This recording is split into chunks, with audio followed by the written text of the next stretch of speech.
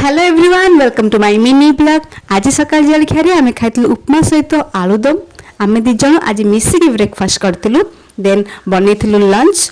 Lunch भी आज टे जल्दी करार तो लंचटा बहुत सिंपल होता। आज लंच रे भात डाली पनीर तरकारी ता सहित सालाड होता। आज शीघ्र लंच करूँ कहीं आज आमको गाँव को जीवार अच्छी। जेहेतु 10 घरा छुट्टी होती तो आम भावुँ गाँव को जीवाई। जेहेतु पुओ छोट मु तो गाँव को जापरि तो सार गाँव को जीवे आस्का आ मो बाप घर को जीवी। तो संतोष आसिक रेडी हो गला कार धरिकी आम बाहर गाँव को जीवाई।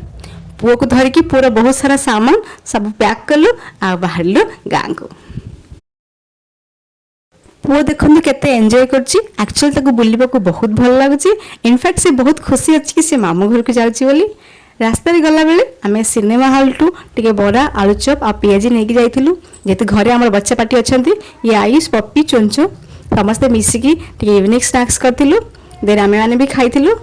खाई सारिकी से पुओ को धरिकी बहुत गेल कले।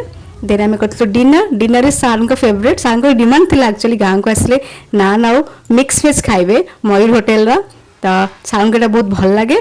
आई hope you like my video. Thank you for watching. See you in the next video.